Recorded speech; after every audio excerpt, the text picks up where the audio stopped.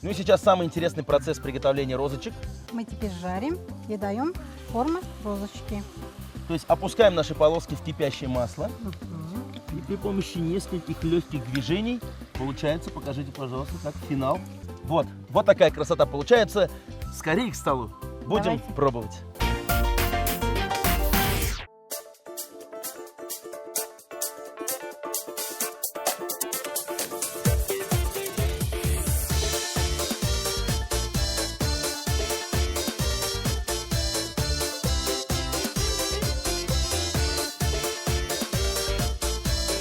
Полына нам в горе горевать, и поедем на ярмарку гулять. И ой, Люба, Люба, Люба, Люба, ой, аллилей, аллилёли. Поедем на ярмарку гулять, и там идут и волынки.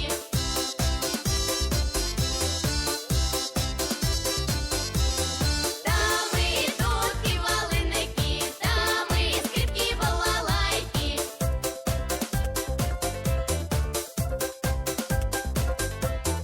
Ой, Люба, Люба, Люба, Люба, ой, аллилей, аллилёли.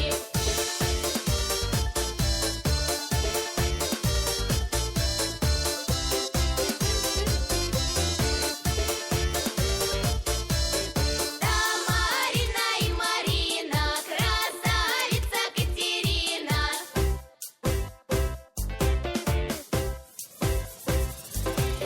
Красавица Катерина, белорумяная Татьяна.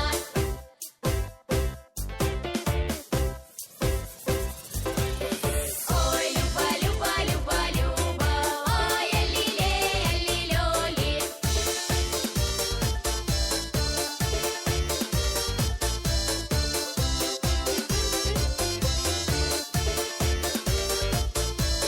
Полына нам в горе горевать, и поедем на ярмарку гулять. И ой, Люба, Люба, Люба, Люба, ой, аллилей, аллилёли. Ой, Люба, Люба, Люба, Люба, ой, аллилей, аллилёли. Эй! Всем привет из солнечного Чистопольского района, дорогие друзья. Это программа «Секреты татарской кухни». Напоминаю, мы здесь уже гостим вторую неделю. И прямо сейчас у нас новый гость и новый оригинальный рецепт. Дорогие телезрители, напоминаю, мы гостим в Чистопольском районе, а готовим вместе с жительницей села Бюртели Чистопольского района Гульшат Валеевой. Исян, здравствуйте. Руслан, я знаю, что у вас дарят подарки. Есть такая традиция у нас. Я хочу подарить подарок. Из нашего села есть поэтесса. Ее второй сборник «Роза Сафиной». Можно я прочитаю книгу? Давайте. Стихотворение. Саумы газиз туган туфрагыбыз, сине сагынып килдик без бүген. Кайчандыр бит шаугыр киләйдең, моң сагышың юк иде синең. Ну, продолжение этого стихотворения я обязательно почитаю сам, Бигзур Ахмед. Спасибо за подарки. Ну, а главный подарок, вы должны знать, это вкусное блюдо, которое мы приготовим вместе здесь. Мы сегодня будем готовить розочки. Я это люблю очень блюдо готовить. Это быстро готовится, легко. Это готовлю для украшения стола, когда придут гости, и к чаю тоже. Ну, вкусно. если не ошибаюсь, его еще по-другому называют гульбанек, да? Ну, в Наверное. разных районах. У нас розочки. Итак, будем готовить розочки, тем более самовар есть, значит будет и чай в конце программы. Давайте приступим. Из чего мы готовим, сам процесс рассказывайте, Маша. Сначала мы яйцо кладем туда. Сколько яиц?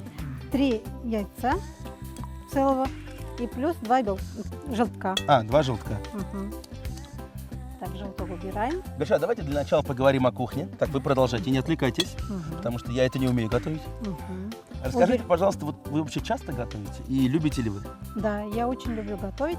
У меня мама очень любит готовить, и вкусно она готовит. Когда была маленькая, я всегда помогала ей. То есть вместе были на кухне? Да, вместе были на кухне, я научилась от нее. И люблю готовить, и люблю есть. Вот признался человек, молодец. Самое главное же, люблю готовить и люблю есть. Так, это у нас уже готово. Яйцо готово. Чуть-чуть сода. Так, давайте я пока буду взбивать. Вот, ложку возьмите. Так, добавляем соды. Добавляем соду чуть-чуть. Что еще? Соль чуть-чуть тоже. Так, я вижу здесь сахар. Чуть-чуть тоже сахар. Все по чуть-чуть. И, да, все по Так в чуть-чуть. рецепте и напишем. Чуть-чуть сахара. Так, и расскажите И зрителям. 2 ложки масла сливочного. Так, растопленное Растопленное масло. сливочное масло. Масло, да. 2 ложечки. Мгм. Мгм. И взбиваем тщательно. Да, взбиваем. И потом добавляем муку. Гульшат Ханым, расскажите нам, пожалуйста, про ваше село Дюртели. Я родилась в селе 4 двора Дешинского сельского поселения Чистопольского района. Здесь училась, среднюю школу закончила, потом поступила в Чистопольский совхозтехникум. После окончания техникума возвращалась в родную деревню, бухгалтером работала с 93 года. И до сих пор здесь живу и работаю. Большая деревня у вас? Вот, расскажите. У нас деревня небольшая, но средняя, очень красивая, очень уютная. Я никуда не хотела уехать. Здесь живу, здесь родилась, здесь вышла замуж, родила 2 детей. Дети тоже живут в деревне или все-таки уехали в Казань, как обычно? Нет, дочка в Чистополе живет. Ну, Сын чисто, со мной пока. чисто поле рядом. Посмотрите, пожалуйста, готовы? Да, готовы. Давай, Так, давай давайте муку сами добавляйте. Давайте. Сколько примерно ложек? Чуть-чуть? 2 стакана. 2 А, здесь- стакана. здесь уже Мне всё тоже чётко. это тут Здесь нужно. уже по рецепту так. Ага. Ну, это примерно штук 6, наверное, получится. этих, да? Давайте я сама что ли готовлю это. Так, я вот готов- помешаю тесто, да, давайте уже дальше вы. Да. Так, Давайте. пожалуйста. Расскажи, пожалуйста, нам, а вот есть какие-нибудь известные люди и республики, которые все знают, а они родом вот из вашего села? Да, у нас много известных людей. Из села 4 двора, вот у нас в Менделинском театре работает Илья Закиров. Мгм. Из Адельшина тоже есть известные люди, потому что у нас Адельшинские селения вместе там из Адельшина Марс Хасматуллин Мгм. есть у нас, и в Галиаскар Камалы работал Идрис Мазгутов. То есть Идрис Мазгутов тоже ваш земляк. Да, наш земляк был. Вот богато талантливыми земля. Мгм. У нас Чистопольского района. много, всех невозможно озвучать. Да, в золотой программе о всех и не расскажешь. Добавляем еще Так. муку. Мгм. Давайте я с руками дальше. Тесто ведь она любит, когда Да, делает его Делает именно его. руками. да, я люблю делать руками. Гульшат, вы так хорошо с тестом справляетесь. Вы, наверное, любите, да, вот печь, пироги, беляш. Да. Или бульоны, там мясные блюда тоже готовите? Да, я люблю готовить мясные и мучные блюда.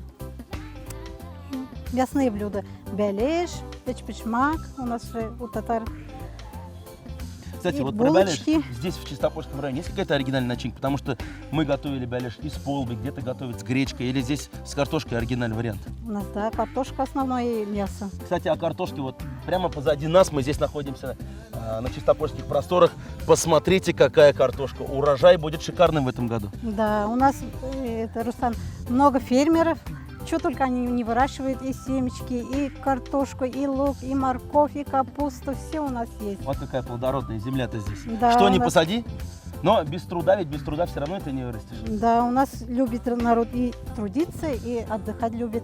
Мы участвуем в художественной деятельности, концерты вставляем, где только не выступаем, и в районе, и в разных городах, И даже в Казань, наверное, ездили. и в Казани здесь, да, у нас вот ансамбль «Нездей Тунгель», они где только не побывали.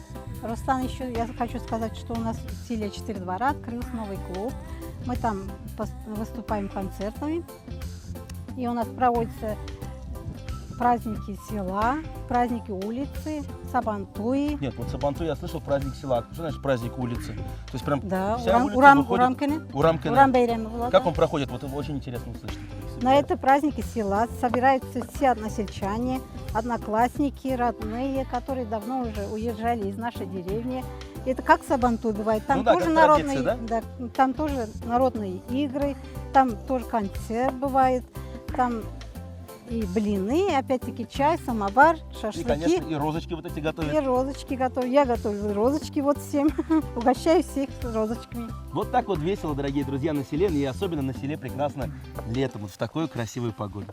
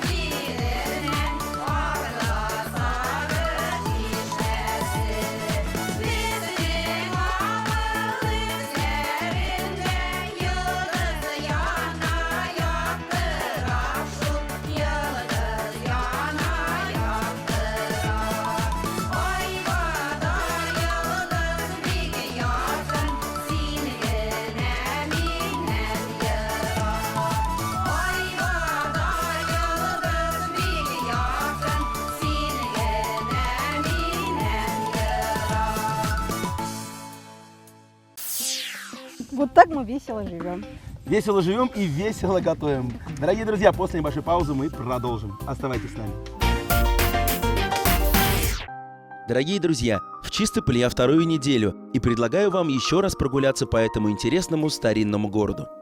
Сейчас мы с вами находимся на нашей новой набережной Кама. Это место излюбленное для чистопольцев, для гостей нашего города. Набережная у нас относительно новая. Она была у нас открыта в 2015 году.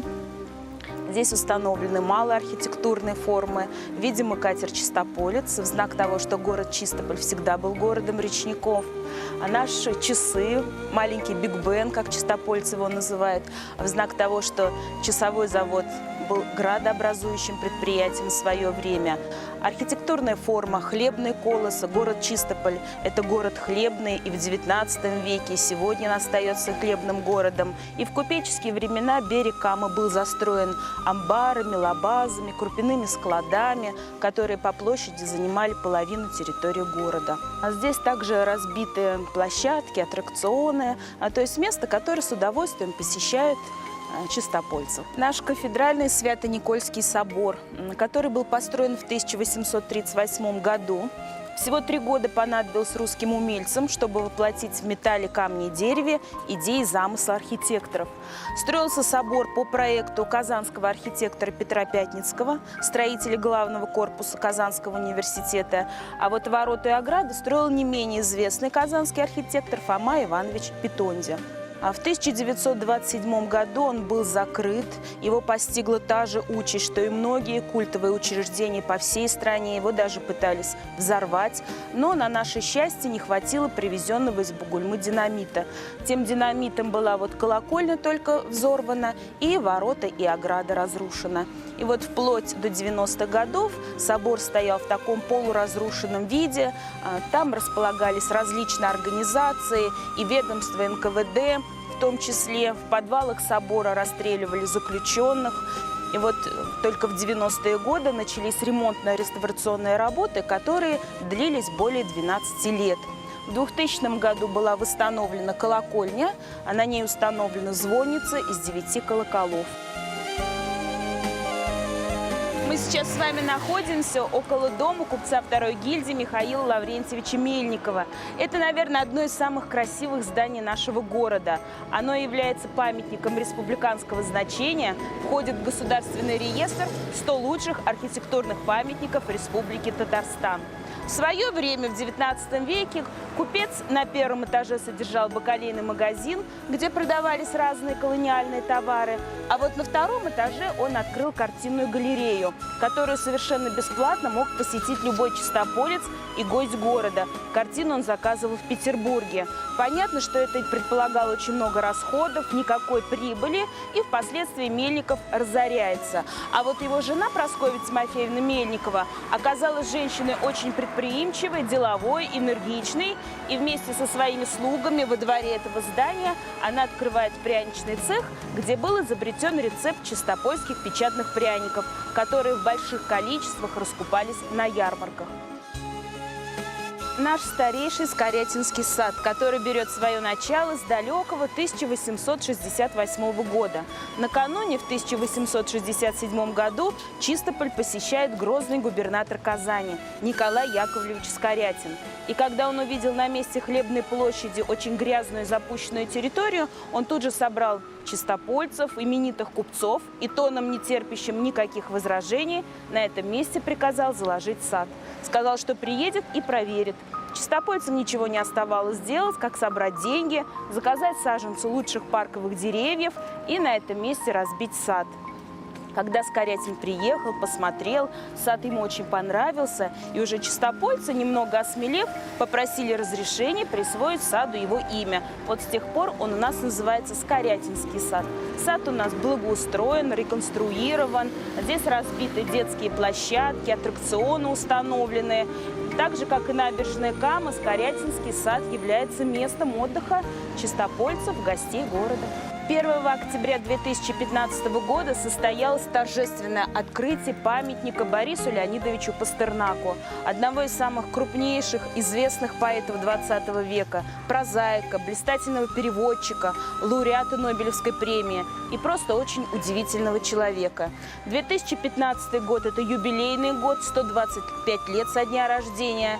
И в это же время в Чистополе проходили первые международные пастернаковские чтения.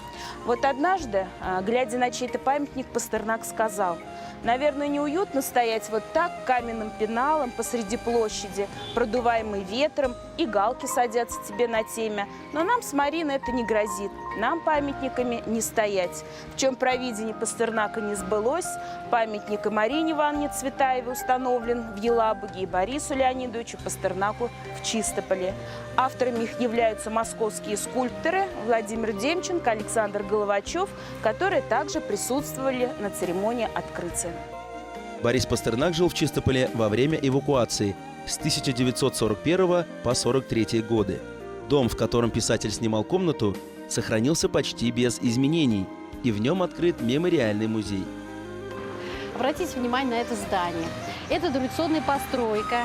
Здесь находился доходный дом чистопольского купца Шашина, а в советские годы здесь были квартиры. И вот одну комнату на втором этаже снимал Борис Пастернак, когда жил здесь в эвакуации.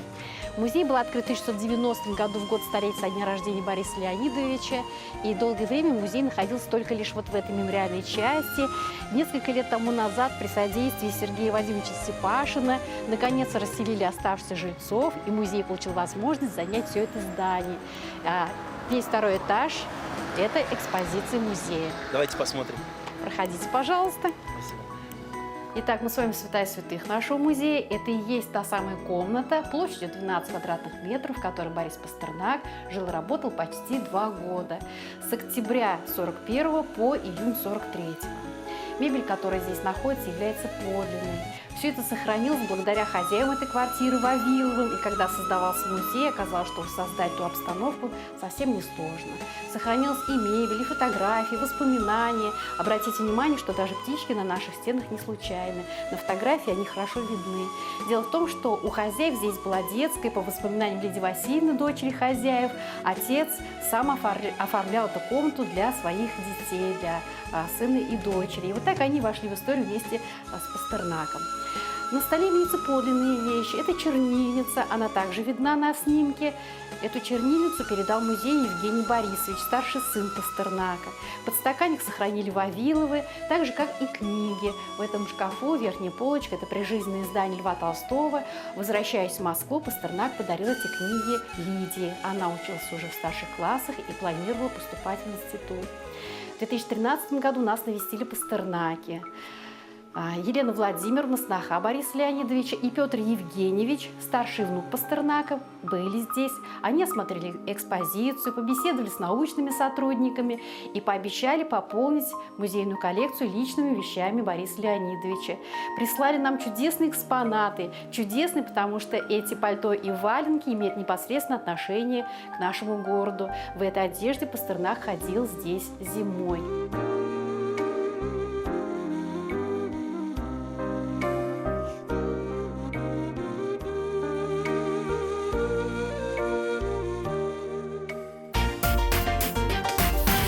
Вы вновь смотрите программу «Секреты татарской кухни». Мы, напоминаю, в Чистопольском районе готовим блюдо под названием «Розочки». Гульшат Валиева сегодня у нас за главного шеф-повара. Что делаем дальше? Раскатали, кстати, вот мы из теста две лепешечки. Полосочки. То есть делаем полосочки. Полосочки, ага. Вот Так, вот. можно я попробую? Давайте. Так, то есть примерно, получается, шириной 3 сантиметра примерно, да? Давайте. Ага. Вот такое приспособление. Вот отсюда начинайте. Вот все оказывается четко. Вот так вот, да? Вот нет, вот отсюда. Вот, Сюда давайте прямо. попробуем. Ага. Так, ну, получилось?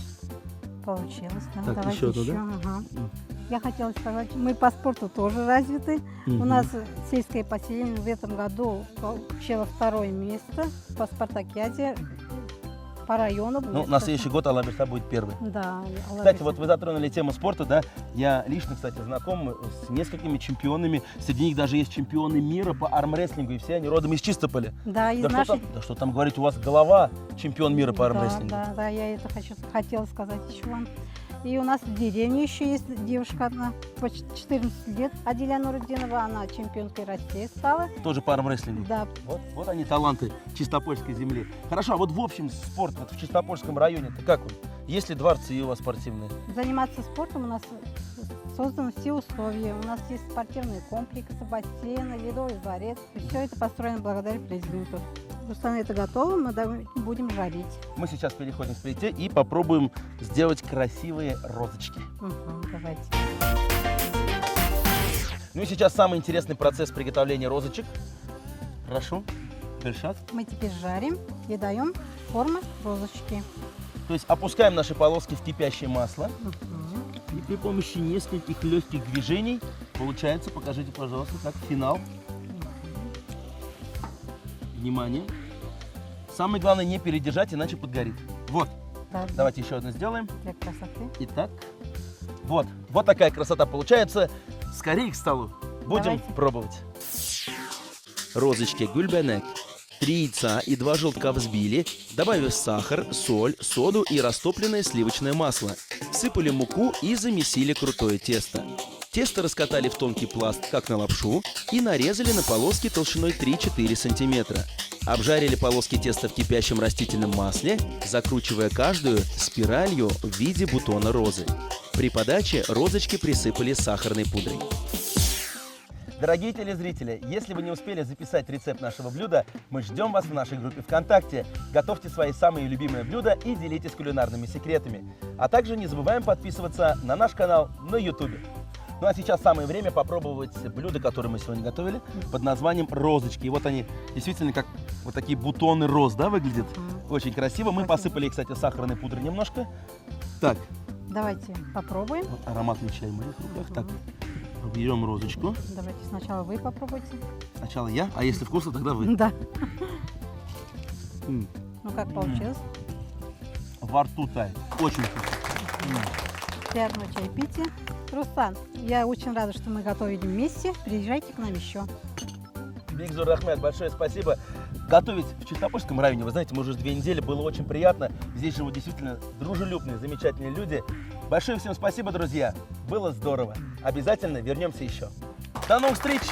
Сызгана Бигзур Ахмед.